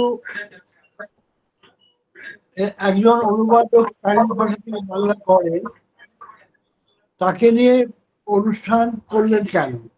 সেটা সম্ভবত এই যে ভৌগোলিক ভাবে এত বেশি স্প্যানিশ ভাষা পৃথিবীতে বিস্তৃত, এত বেশি জায়গায় বলা হয়, এবং সাহিত্যের যে এত বড় একটা রেঞ্জ আছে স্প্যানিশ ভাষা, এবং আপনি সেটা নিয়ে অনেক কাজ করছেন, সেই জন্যই হয়তো কিন্নর দল এটা বেছে নিয়েছে। আচ্ছা, তার মানে আমি ধরে নিতে পারি স্প্যানিশ ভাষার সাহিত্যের প্রতি বাঙালি পাঠকদের আগ্রহ বাড়ছে। এভাবে আপনাদের মাধ্যমে বা আরো দু এক জায়গায় হয়েছে এরকম স্প্যানিশ ভাষার সাহিত্য যেহেতু মূল ভাষা থেকে যারা অনুবাদ করেন, যেমন জয়া আছে, জয়া চৌধুরী, শুক্তি রায়, মালবিকা ভট্টাচার্য, অশেষ রায়, এবং আমরা যারা মূল ভাষা থেকে অনুবাদ করি তাদের অনুবাদ গ্রন্থগুলোর উপর আপনাদের কিছুটা আগ্রহ আছে। হ্যাঁ, খুব অনেক ধন্যবাদ। আপনারা পড়ুন, এবং আমি সবাইকে অনুরোধ করবো যদি একটা উপন্যাস আপনারা পড়েন প্রথমেই কিন্তু ডন কিশোর, আর ওটা একটু সময় লাগবে, ওটায় সাহিত্যের ধর্মগ্রন্থ, আধুনিক উপন্যাসের প্রথম ওটাই, এবং আধুনিক উপন্যাসের জায়গা থাকা সম্ভব সবই ওটা। আমি এক্ষুনি মহুয়াদি ওটা বুঝতে পারলাম, মহুয়াদি বোধহয় মেসেজ করেছেন, এখানে লিখেছে যে মহুয়াদি লিখেছেন, হ্যাঁ মহুয়াদি মেসেজ করেছেন যে লোরকার চিঠি, ডন কিহোতে এবং বেশ কিছু ছোট গল্প পড়েছে। মহুয়াদি আছে অনুষ্ঠান। হ্যাঁ সমর্পিতা, আমি অনেকেই মেসেজ করেছেন, আমি একটু পড়ে দিই মেসেজগুলো। হ্যাঁ হ্যাঁ, অসীম বাবু বেরিয়ে গেছেন, উনি রাস্তায় আছেন। উনি লিখেছেন, প্রণাম জানাই তরুণ বাবুকে, আগামীতে শোনার ইচ্ছে রইল। জানিয়া দিও সমর্পিতা দিকে অনেক ধন্যবাদ। খুব মূল্যবান আলোচনা, প্রতিনিয়ত সমৃদ্ধ করে। জয়তিদিও বোধহয় বেরিয়ে গেছে। জয়তিদি লিখেছে, খুব ভালো আলোচনা, প্রণাম জানাই। আচ্ছা, শৈবালদা আছে, তাও লিখেছে, আলোচনায় সমৃদ্ধ হচ্ছি, আমাদের যাদের স্প্যানিশ সাহিত্য সেভাবে পড়া নেই তাদের কাছে এই আলোচনা খুবই প্রয়োজনীয়, আলোচককে অশেষ ধন্যবাদ। আর মহুয়া লিখেছে,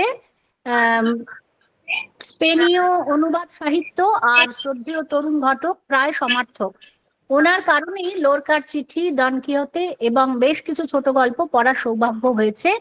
ছোট গল্পের মধ্যে তীর্থ ভ্রমণ, ন্যাড়া এই মুহূর্তে মনে পড়ছে। কিন্নর দলকে ধন্যবাদ ওনার কথা শোনার সুযোগ করে দেওয়ার জন্য। এই কটি মেসেজ পড়লাম।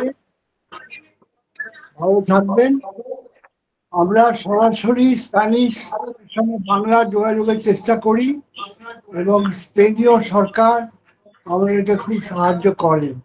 একটা প্রশ্ন করছি, আমি মানে এতক্ষণ ধরে ধৃষ্টতা হবে বলে কিছুই বলিনি, কারণ স্প্যানিশ একেবারেই জানি না, কিন্তু হ্যাঁ স্পেনীয় সাহিত্যের ওপর তো ভীষণ ভীষণ ঝোঁক। স্প্যানিশ ভাষায় এত কিছু লেখা হয়েছে, এবং সব থেকে বড় কথা হচ্ছে আমি ইউরোপের যে স্প্যানিশ সেই সাহিত্য খুব কমই পড়েছি। ওই সাউথ আমেরিকান স্প্যানিশ, বা বেশি ভালো করে বলতে গেলে যে জাদু বাস্তবতার স্প্যানিশ একটু বেশি পড়া হয়েছে অনুবাদে। তো সেইটা আমি একটু জানতে চাইছিলাম যে সত্যি সত্যি জাদু বাস্তবতা কি নিজস্ব সৃষ্টি? এটা কি একেবারে ওই ভূমির নিজস্ব একটা সৃষ্টি, নাকি জাদু বাস্তবতা আমরা বাংলা সাহিত্যেও খুঁজে পাবো? না, জাদু বাস্তবতা ওরা গার্সিয়া মার্কেসের সৃষ্টি নয়, ওটা প্রথম করেছেন কিউবার উপন্যাসিক আলেহো কার্পেন্টিয়ে, উনি এক জায়গায় বেড়াতে, হাইতিতে বেড়াতে গিয়েছিলেন, ওখান থেকে এসে বলেছেন লো মারাভিওসো, মানে আশ্চর্য সুন্দর। তা তিনিও জাদু বাস্তবতা তৈরি করেছেন, কিন্তু আমার মনে হয় সফলতম প্রয়োগ হচ্ছে গার্সিয়া মার্কেসের 100 ইয়ার্স অফ সলিটিউড। যেমন প্রথমেই দেখুন, উনি বাস্তবের সামনে একটা অতি বাস্তব পৃথিবী তৈরি করেছে। যে ছেলেটি 3 বছর বয়স, পরে কর্নেল হবে, কর্নেল আউরেলিয়ানো বুয়েন্দিয়া, সে 3 বছর বয়সে বলছে দুধটা পড়ে যাবে, ওই টেবিলে দুধের কড়া আছে, বলছে দুধ পড়ে যাবে। তারপরে একটি মেয়ে আসছে, রেবেকা তার নাম হবে, রাস্তায় সে বাড়ি থেকে বলে দিচ্ছে যে একটি মেয়ে আসছে। তারপর সেই মেয়েটি আবার মাটি খায়, মাটি খেয়ে থাকে। তারপরে ঘরের জিনিসপত্র আপনা আপনি জল গরম হচ্ছে। এই যে তিনি বাস্তবের সামনে একটা অতি বাস্তব জগৎ তৈরি করলেন, বাস্তবকে চ্যালেঞ্জ করছেন। পরবর্তীকালে ওই ওই যে অতি বাস্তবতা বাড়িয়ে বাড়ি অতিশয়োক্তি বাড়িয়ে বাড়িয়ে বলেছেন, সেটা কিন্তু আমাদের খুব নর্মাল লাগে। এইখানেই সার্থকতা, অদ্ভুত। মানে পরে আর মনে হবে না ওই যে ওই মেয়েটি মাটি খায়, বা ওই মেয়েটি বড় হলো, বিয়ে হলো, তারপরে যুদ্ধ বিগ্রহ, যাই হোক, উনি তৈরি করেছেন একটা অতিশয়োক্ত দিয়ে। কিন্তু এই যে বাস্তবকে চ্যালেঞ্জ করা, সেই বাস্তবটা কিন্তু আমরা মেনে নিচ্ছি, আর অসুবিধা হয় না। এইটাই জাদু বাস্তব। এইটা আমি আরেকটা জিজ্ঞেস করছি, যে আমরা যখন বাংলা সাহিত্যে জাদু বাস্তবের কিছু কিছু প্রয়োগ করে ফেলি, করে থাকি, তখন কিন্তু সেটা খুব একটা গ্রহণীয় হয় না, এটা আমি দেখেছি। মানে আমি খুব সমকালেই খুব সম্প্রতি একটি বই পড়েছি, শুভঙ্কর গুহর লেখা বিয়োর। সেখানে তিনি বলেছেন যে মার্কেস না পড়লে আমি এটা লিখতে পারতাম না। মার্কেস যদি বাংলায় 100 ইয়ার্স অফ সলিটিউড লিখতেন, তাহলে বিয়োর লিখতেন, এবং একেবারে পড়তে গিয়ে সেরকম হয়েছে। আমার খুব পরিচিত লেখক, গল্পটা নাম বলুন তো। আমি বলছি বিয়োর, বিয়োর গল্পটার নাম হচ্ছে বিয়োর, উপন্যাস। হ্যাঁ, কিন্তু এটা শুভঙ্কর, আমিও বাংলা কিছু কিছু পড়েছি, শ্যামল মুখোপাধ্যায়, কিশোর রায়, শুভঙ্কর গুহরও। ওই যে আংশিক ভাবে আসছে, এবং সেটা হয়তো অতটা প্রচার পাচ্ছে না। মানে এই ধরুন একটা উপন্যাসের ভেতর এই সুবর্ণরেণু সুবর্ণরেখা, নলিনী বেরা, ওখানেও যে ওই লাতিন আমেরিকার সাহিত্যের মতো লোককথা, ওখানকার সমস্ত আচার, এইগুলো রীতিগুলো বলা হচ্ছে, এগুলো খানিকটা মনে হয় যে ওই রকম লাতিন আমেরিকার মহান উপন্যাসগুলোর আদলে খানিকটা এসেছে। কিন্তু এগুলো তো প্রচার, যেমন ধরুন গার্সিয়া মার্কেস বলছেন আমি এর চেয়েও বেশি ভালো লিখেছি অটামধ্যে পেট্রিয়ার, ওরা কবিতার মতো, অথচ ডিক্টেটরশিপ নিয়ে এত ভালো বই হয়নি। উনিও বলছেন ওটাতে আমি বেশি পরিশ্রম করেছিলাম। কিন্তু এটা নোবেল প্রাইজ পেয়েছে, তো নোবেল প্রাইজ যাই পাবে দেখবেন তার প্রচার অনেক দ্রুত ছড়িয়ে যায়। দেখবেন সব লেখাগুলো কিন্তু প্রতি বছরই তো নোবেল প্রাইজ পায়। গীতাঞ্জলি এখনো বিভিন্ন দেশে, স্প্যানিশ ভাষার দেশগুলোতে অনুবাদ হচ্ছে, চর্চা হচ্ছে। 1913 সালে নোবেল প্রাইজ পেয়েছে।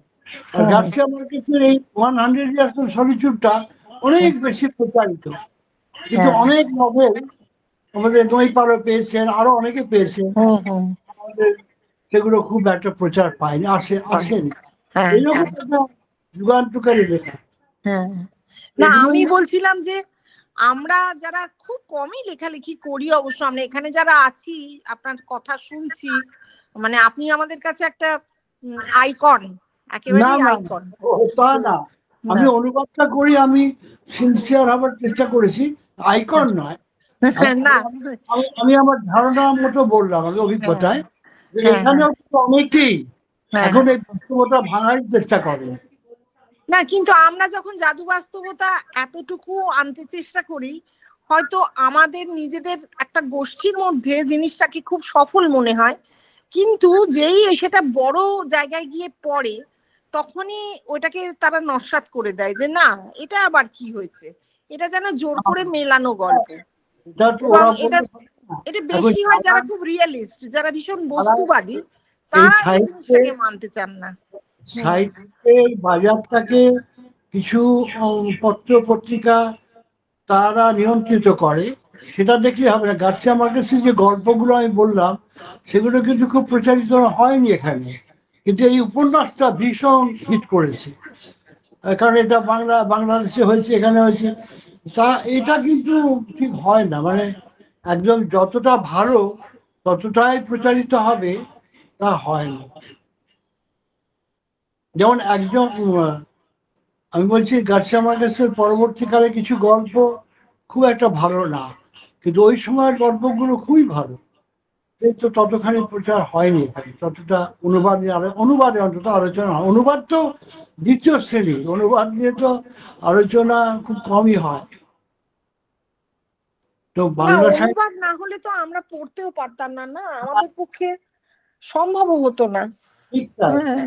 সেই জন্য ছাড়া ওই যে আমাদের স্প্যানিশ রয়্যাল একাডেমির ডিরেক্টর মানুয়েল আলভার বলতেন যে অনুবাদ ছিল বলে ইউরোপ সভ্য হয়েছে, রেনেসাঁসের কি হয়েছে, গ্রিকো রোমান সাহিত্য অনুবাদ করে বলে বিভিন্ন দেশে ছড়িয়ে পড়েছে, এই আছে। তো সেটা তো অনুবাদের মাধ্যমেই হয়েছে। আর অনুবাদ না হলে রবীন্দ্রনাথ কি নোবেল প্রাইজ পেয়েছেন? আমার যে অভিজ্ঞতা, অনুবাদ সাহিত্য এখানে অত বেশি সম্মান পায় না। সেটা বড় দুঃখের কথা, কিন্তু অনুবাদ না হলে আমরা এটা পেতাম না। আজকালকার মানুষ অনেকে নিঃসঙ্গতা শতবর্ষ পড়ছে, আমি দেখেছি এডিশন হয়েছে। আমি বলছিলাম যে নিঃসঙ্গতা শতবর্ষ তো আমি খুবই পড়েছি, মানে বহুবার পড়েছি, ভীষণ প্রিয় লাগে। এবং কোথাও পড়তে গিয়ে আমার খুব মনে হয়েছে যে ওই যে কালচারটা বা যে কথাগুলো উনি লিখেছেন, যে জীবনের মধ্যে দিয়ে তিনি গেছেন বা তাঁরা গেছেন, আমরা যেন নিজেরা খুব আমি নিজে খুব রিলেট করতে পেরেছি, যে আমরা যেন ওই একই ওই ঔপনিবেশিক শাসন এবং সেইখানে যে অপারেশনটা চলে তা থেকে আমরাও জীবনটাকে সহনীয় করে নেবার জন্য যে ধরনের উপকথা সৃষ্টি করি, যেন ঠিক সেই রকমই লেগেছে। এটা কি আমার ভাবনার মধ্যে কোনো ভুল আছে নাকি এটা হ্যাঁ এরকম খানিকটা তাদের জীবন এরকম? আমার মনে হয়েছে আপনি ঠিকই বলছেন, রিলেট করতে পারছে কেন, আমরাও তো দেখেছি ওই রকম ব্রিটিশদের দখল করা ভারতবর্ষ, তার মধ্যে কোনো একটা গ্রাম ধীরে ধীরে কিভাবে এগোচ্ছে আবার ধ্বংস হচ্ছে। আপনার সঙ্গে আমার একটা, আমি সবাইকে এটা বলতে রাজি আছি যে আমাদের এখানকার লেখকরা এখনো যারা লেখেন, এতটা দুঃসাহসী যৌনতা, যেমন শেষ অধ্যায়ে একটা অবৈধ যৌন সম্পর্ক হচ্ছে বাড়াবাড়ি রকম, এবং তিনি গার্সিয়া মার্কেস বলছেন এটাই প্রেম, অর্থাৎ আসল যে স্বামী স্ত্রীর সম্পর্কগুলো হয়েছে এইটা আমি মানতে পারি না। মানে আমি ভারতবর্ষে আর আমার বয়স অনুসারে আমি যে সংস্কারবদ্ধ, তার ওই ব্যাপারটা আমার, কিন্তু এটা আমি অনেককে জিজ্ঞেস করেছি গার্সিয়া মার্কেস কেন এই কথা বলছেন। ওই যে ফ্রয়েডীয় তত্ত্ব, সেটা তো মার্ক্সবাদী, উনি মার্ক্সবাদ তো ফ্রয়েডকে মানেন না পুরোটা, উনি তো ফ্রয়েডীয় তত্ত্বটাই প্রয়োগ করেছেন, এবং ওটাকে কি করে উনি বলছেন ওটাই প্রেম, যে মাসির সঙ্গে মনপর যৌনতা, ওটার স্বামী চলে গেল উৎসুলা, আমার উৎসুলা, ও মাকুণ্ডে, এবং ওদের জীবনের মূল হচ্ছে ওই যৌনতা, কিন্তু এটা কি উনি বলছেন প্রেম, এইটা আমি মেনে নিতে পারিনি। এটা আমি অনেক না না, এটা আমি একদম সহমত আপনার সঙ্গে। আমাদের ভারতীয় দর্শন তো তা বলে না, আমাদের ভারতীয় দর্শনে প্রেম অন্য। হ্যাঁ অন্যরকম, হ্যাঁ হ্যাঁ হ্যাঁ ওরকম লিখবেনও না। হ্যাঁ, না না, লেখার প্রশ্নও নেই। আমরা জানি যে এরকম নয়, যেন কোনো আদিম সভ্যতার কথা হচ্ছে। আদিম মানুষ এমন ছিলেন, তারা সম্পর্কের কোনো গণ্ডি মানতেন না। আমাদের এই সময় দাঁড়িয়ে ভারতীয় সভ্যতায় এই জিনিসটা তো ঘটতেই পারে না, সেই জায়গাটা তো ঠিকই। হ্যাঁ হ্যাঁ। আর এমন এমন সুন্দর জায়গা আছে, যখন ধ্বংস হবে তখন একটা ট্রেন চলে যাচ্ছে, হ্রদের পাশে একটা মেয়ে ছবি আঁকছে, সে হাত দিয়ে হাত নাড়িয়ে বিদায় জানাচ্ছে, সে জানে না যে ট্রেনটা আর ফিরে আসবে না। এইসব জায়গাগুলো এত সুন্দর, এত আমি অনুবাদ করতে পেরেছি কিনা আমার মনে হয় যে এই জায়গাগুলো আমি করতে পারিনি। আপনার কাছ থেকে পাবলো নেরুদা সম্পর্কে কিছু শুনতে চাইছি।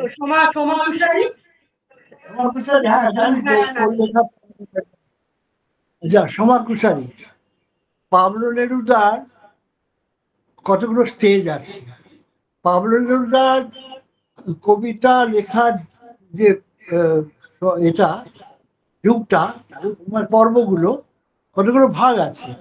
প্রথম পাবলো নেরুদা লিখছেন নারীর শরীর দিয়ে, শুধু নারীর শরীর, প্রেম, সেটা তখন উনি বয়স সন্ধিকার। তারপরে উনি লিখলেন একটা বই বেরিয়ে গেল, 20 poemas y una canción de soledad, মানে 20টি প্রেমের কবিতা, হতাশার গান। সেটা প্রচন্ড আলোড়ন তুলল। তাতে রবীন্দ্রনাথের একটা কবিতা তুই সন্ধ্যারা মেঘ মারা, ওটা উনি প্যারাফ্রেজিং করে দিয়েছিলেন। তো বন্ধু বান্ধব যখন চেপে ধরেছে এটা তো রবীন্দ্রনাথ থেকে তুই নিয়েছে, রবীন্দ্রনাথের অনুবাদটা তখন হয়ে গেছে স্প্যানিশে, তারপরে উনি স্বীকার করেছেন। এবং এখন যে আমার কাছে বই আছে তা লেখা আছে ওই 8 নম্বর কবিতাটা আর্ট তাগোরে। তো ওই সময়টা গেল, আর একটু বয়স বাড়লে ওর চাকরি দরকার, তো চাকরিটা পেলেন উনি ওই লাতিন আমেরিকার একটা চিরকালের একটা আছে সিস্টেম, যে লেখালেখি যারা করেন তারা ডিপ্লোম্যাটিক সার্ভিসে কাজ পেয়ে যান।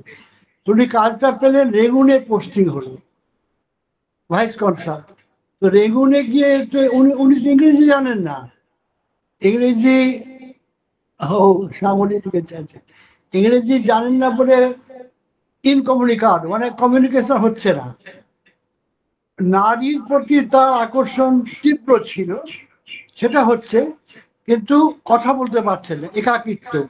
তারপরে যে চিলিতে তার যে প্রেমিকা ছিল তার সঙ্গে যোগাযোগ বিচ্ছিন্ন। তখন উনি যে কবিতাগুলো লিখছেন সব হতাশার কবিতা, এবং তার মধ্যে একটি লাইন, যে ওটা ইংলিশ টাইটেল ছিল, তো তাতে বলছেন যে মানুষের জন্মানো বোধহয় পাপ।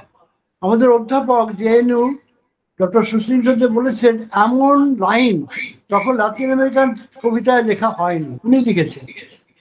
তারপরে এলেন স্প্যানিশ সিভিল ওয়ার স্পেনে, তখন ওই যে স্পেনের রিপাবলিকান তারা যুদ্ধ করবে, লোরকার সঙ্গে বন্ধুত্ব হলো, আরো অনেকে এসেছিলেন, সেসব কবিদের জগতে এসে উনি আস্তে আস্তে আস্তে আস্তে বিপ্লবী হয়ে উঠলেন। তারপর থেকে তার এই শ্রমিকদের প্রতি দরদ, সংগ্রামের প্রতি ভালোবাসা, এইসব কবিতা হলো। সেই সময়টা থেকেই তার পরিবর্তন হলো, তিনি কমিউনিস্ট পার্টির মেম্বার হলেন, এবং শেষ পর্যন্ত বাচু পুচু নিয়ে যে তার কবিতা, সেটাও তো শ্রমিকদের নিয়ে লেখা, এবং আরো বিভিন্ন বিষয়, পেঁয়াজ, টমেটো, সব কিছু নিয়ে লিখেছেন। এই কতগুলো স্টেজে ভাগ করা হচ্ছে পাবলো নেরুদার জীবন। পাবলো নেরুদা জীবনে অনেক নারী এসেছেন, এবং ওই ব্যাপারে তার কোনো বিবেক যন্ত্রণা নেই। যদিও তিনি কমিউনিস্ট, আমাদের দেশের কমিউনিস্টরা ওটা মেনে নিতে পারে না। টাকা পয়সার ব্যাপারেও তার যথেষ্ট লোভ ছিল, করেছেন, খুব জীবন ভোগ করেছেন। এবং তার এটা হচ্ছে যে তিনি কমিউনিস্টদের সঙ্গে ছিলেন এবং অনেক অত্যাচার সহ্য করতে হয়েছে। প্রেম, ভালোবাসা, শরীর, বিপ্লব সব নিয়ে প্রবলেম। শর্মিষ্ঠা বসু রয়েছে, ও পুনেতে থাকে, ও ওখান থেকেও প্রশ্ন করছে যে এই 100 হ্যাঁ। ইয়ার্স অফ সলিটিউডের যে আমরা পেয়েছি ম্যাজিক রিয়েলিজম বলি, তা ও বলছে যে ম্যাজিক রিয়েলিজম আর ফ্যান্টাসি এই দুটোর মধ্যেকার পার্থক্যটা একটু জানতে চাইছে। আচ্ছা, ম্যাজিক রিয়েলিজম আমি যতটুকু জানি, ফ্যান্টাসিটা যখন হচ্ছে তখন আপনি হয়তো সেই দৈনন্দিন জীবনের সঙ্গে সম্পর্কিত নয়। যেমন একটা আমি বলছি যে ডন কিহোতে আছে যে একটা নরকের দৃশ্য মতো করেছে, সেখানে গিয়ে সাঞ্চোকে পিন ফোটানোর শাস্তি দেওয়া হচ্ছে। সাঞ্চো মানে যে ডন কিহোতের বৃত্ত, তার সঙ্গে দৈনন্দিন জীবনটা কিন্তু আমরা পাচ্ছি না। কিন্তু ম্যাজিক রিয়েলিজম যেটা Garcia মার্কেসের 100 años de soledad, 100 years of solitude, এই গল্প চলতে চলতে বাস্তবতার সঙ্গে মিশে যাচ্ছে অপূর্বভাবে। সেটা কিন্তু অন্য কোথাও আমি পাইনি আজ পর্যন্ত। মানে দেখুন, ওই যে ফ্যামিলিটার স্রষ্টা বোয়েন্দিয়া পরিবারের, হোসে আর্কাদিও বোয়েন্দিয়া মারা গেছে, তাকে 10 জন লোক মিলে তুলতে হলো, তখন হলুদ ফুল বৃষ্টি হচ্ছে। এটা কিন্তু আমরা গ্রহণ করিনি, এমনভাবে লেখাটা এগোচ্ছে। এটা কিন্তু আমার গায়ে কাঁটা দেয়। আমি আলাদা করে বলতে পারবো না যে কিভাবে হলুদ ফুল বৃষ্টি হতে লাগলো। তারপরে হলুদ ফুল আবার প্রেমের প্রতীক। যখন ওই মেয়েটা মেমে তার প্রেমিকের সঙ্গে যাবে, মাথায় হলুদ প্রজাপতি উঠছে, সবসময় হলুদ পরে। যখনই হলুদ প্রজাপতি দেখছি তখনই মেমেকে ওর প্রেমিকের সঙ্গে দেখছি। সেই প্রেমিকে গুলি করা হলো, মেমের যে সন্তান হলো তাকে আবার পাঠিয়ে দেওয়া হলো মনস্টারিতে। আর একটা ব্যাপার দেখুন, যখন পিলার তেরনেরা বলে একটা চরিত্র আছে, পিলার তেরনেরা বঞ্চিতা, উনি কিন্তু আবার মাকন্ডর এই বাড়িতে এসে ইয়ং ছেলেদের সঙ্গে সেক্স করছেন, অবৈধ ছেলে মেয়ে হচ্ছে, এবং সেক্সের পার্টও উনি দিচ্ছেন। উনি আবার হাত গণনা করেন। উনি যখন মারা গেলেন তখন অনেক হিরে মণিমাণিক্য সব দেওয়া হচ্ছে, ওর দেহের সঙ্গে নামিয়ে দেওয়া হচ্ছে একটা গর্তের মধ্যে। এই ব্যাপারগুলো এত মিলে যায় যেটা আপনার পড়তে খুব ভালো লাগবে। ফ্যান্টাসির সাথে তফাৎ রয়েছে। ফ্যান্টাসি উপন্যাসটা একটু ইন্টারাপ্ট করছি, আমি পড়েছি উপন্যাসটা এবং আমি ইংরেজিতে পড়েছি, বাংলা অনুবাদ পড়িনি। কিন্তু আমার যখন পড়েছি তখন আমার মনে হয়েছে যে মাকন্ডো পুরো যে ভিলেজটা দেখিয়েছে সেইটাই একটা রূপকথার মতো আমার মনে হচ্ছে, একটা অল্টারনেট রিয়েলিটি আমার মনে হয়েছে। আমি সেই জন্যই ওটা জানতে চাইলাম যে এটাকে ম্যাজিক রিয়েলিজমের সঙ্গে অ্যাসোসিয়েট করা হয় কেন। এটা তো আমরা ফ্যান্টাসি হিসেবেও ভাবতে পারি। আমি সেই প্রশ্নটাই রেখেছিলাম আর কি। অনেক ধন্যবাদ। ফ্যান্টাসি তো জাদু বাস্তবটা হচ্ছে। হ্যাঁ, ফ্যান্টাসি মানে অবাস্তব কিছু তো।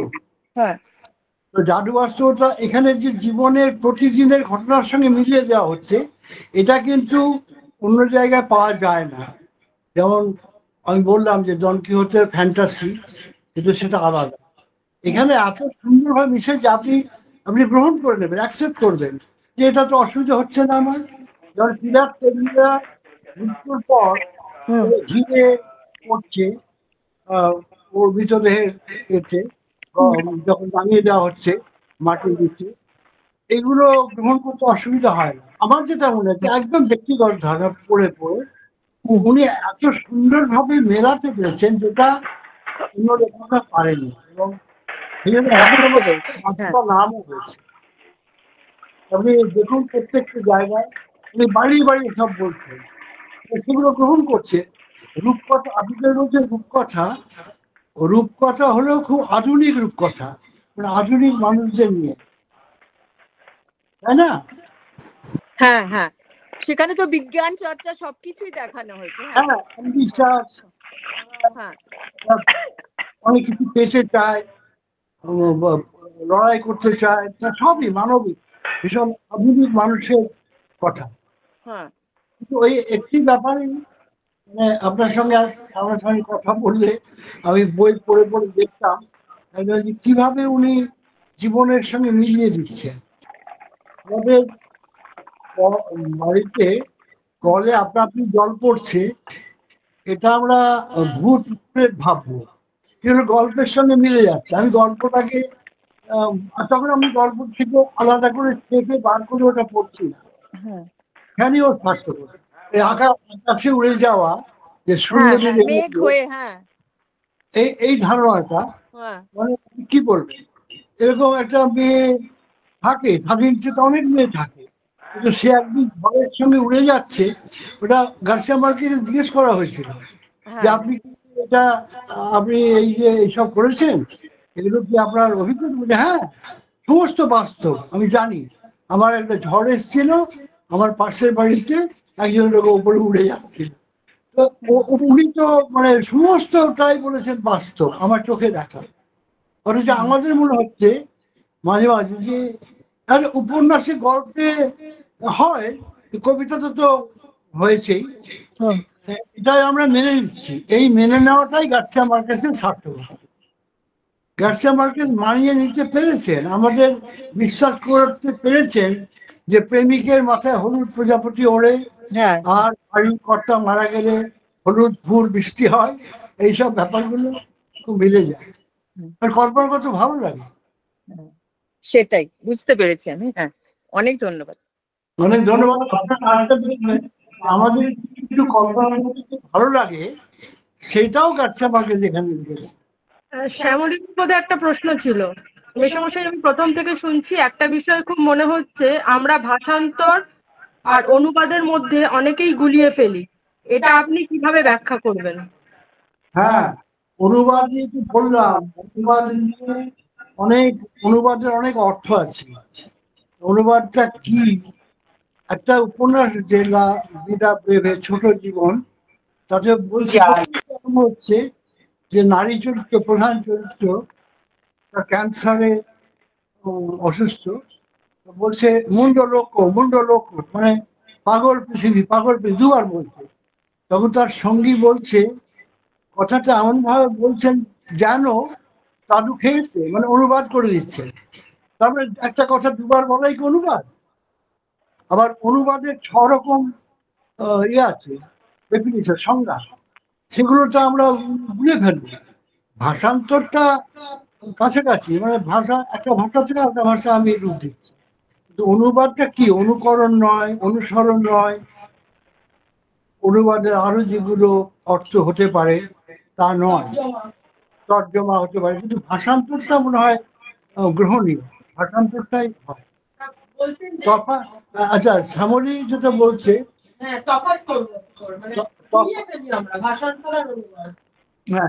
তফাৎটা কিভাবে করা যায়? কারণ আমি একটা ওখানে লাইন পড়ছি, সেটা বাংলাতে বাঙালি পাঠকদের এখনকার চলতি বাংলায় আমি করতে চাই। সেটাই আমার প্রধান চেষ্টা, যে আমার পাঠকের কাছে যেন কাট কাট না, আড়ষ্ট না লাগে, সেটা আমি ভাষান্তর বলছি। এবার অনুবাদের অন্য অর্থ হয়তো হতে পারে, আমি সেটা জানি না। মানে অনেকে বলেন অনুকরণ নয়, অনুসরণ নয়, অনুবাদ। অনুবাদ মানেই তো আমার মনে হয় ভাষান্তর। আসলে আমরা যারা অনুবাদ পড়ি, আমরা অনেক সময় গুলিয়ে ফেলি যে আমরা সরাসরি অরিজিনাল ভাষা থেকে পড়ছি নাকি অন্য একটা ভাষা হয়ে সেটা আসছে।